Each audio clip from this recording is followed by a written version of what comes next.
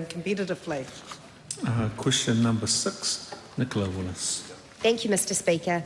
My question is to the Minister of Finance and asks, does he stand by his statement about the COVID-19 Response and Recovery Fund, that the fund is not there to be used for any old project in the never-never?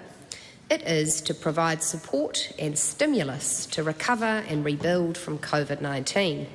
If so, does he support the drawdown and redirection of $72.3 million to help cover unfunded Department of Internal Affairs Three Waters work? Mr Speaker. The Honourable Grant Robertson. In answer to the first question, which is with regards to a statement I made in July 2020, yes. And to the second part of the question, the member is incorrect in her description of the funding.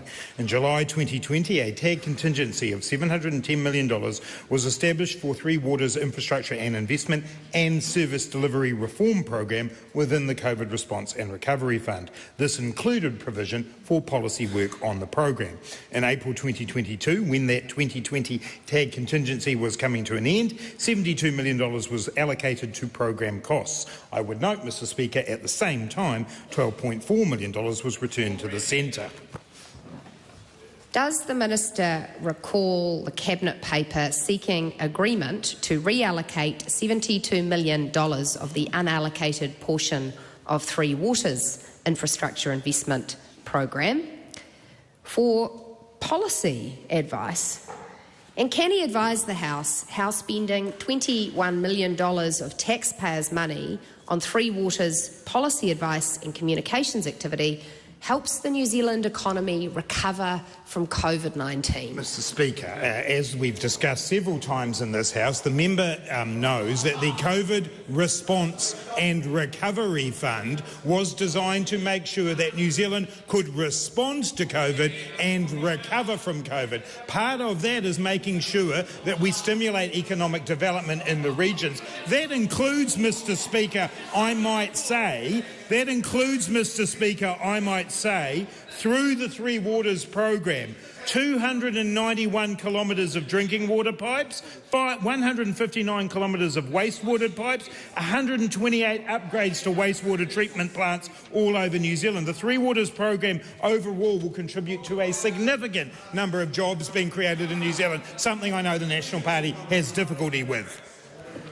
How does spending $14.6 million of taxpayer money on supporting iwi Māori to participate, quote, in the Three Waters service delivery system, quote, help the New Zealand economy recover from COVID-19? Mr Speaker, as I've just said in my previous answer, the Three Waters Reform Program is part of economic development right across New Zealand. I appreciate the National Party doesn't want iwi and Māori to participate in the New Zealand economy, but on this side of the House, we think that's a good idea. Why did he take $3.6 million from the COVID fund and spend it on the future of local government review?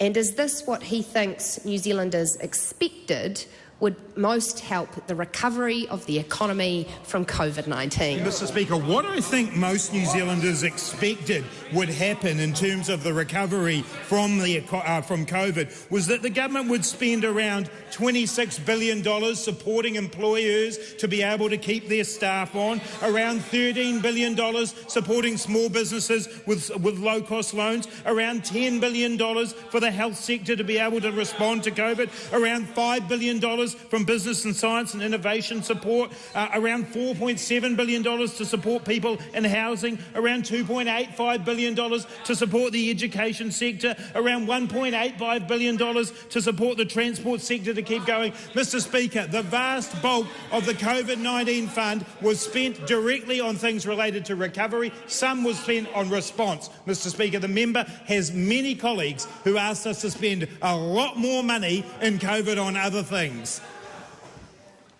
Does he think it's prudent for the government to be spending $2.1 million on a swanky Freeman's Bay office for the hundreds of consultants and staff hired to work on Three Waters reforms? And could he tell the House whether this will also help with recovery from COVID-19? Mr Speaker, I know that the National Party think that if a difficult problem comes along, the answer is to kick the can down the road, not deal with the massive rate increases that New Zealanders will have if we don't solve Three Waters, not worry whether people have good quality drinking water, not worry whether our waste systems work. It's all in the power of the National Party to say we're going to kick that problem down the road. We're facing up to it. We're making sure those reforms happen so New Zealanders don't have to pay so much for their rates, for their water. National might not care about that, we do.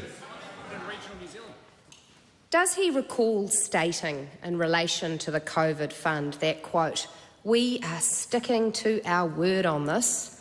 We are investing money where it is needed to respond to COVID-19. And does he recall whether when he said those words he was anticipating dipping into the COVID fund so he could avoid public scrutiny for throwing yet more taxpayer money at his unpopular Three Waters reforms? Mr Speaker, I stand by the record of this government of getting New Zealand through COVID, of saving lives and saving livelihoods. The fact that we spent $26 billion supporting New Zealand businesses has helped New Zealand have an unemployment rate of 3.3%. The fact that we spent that money supporting small businesses means that they didn't go out of business. The member might not like it, but the government's record on getting New Zealand through COVID is an excellent one that all New Zealanders should be proud of.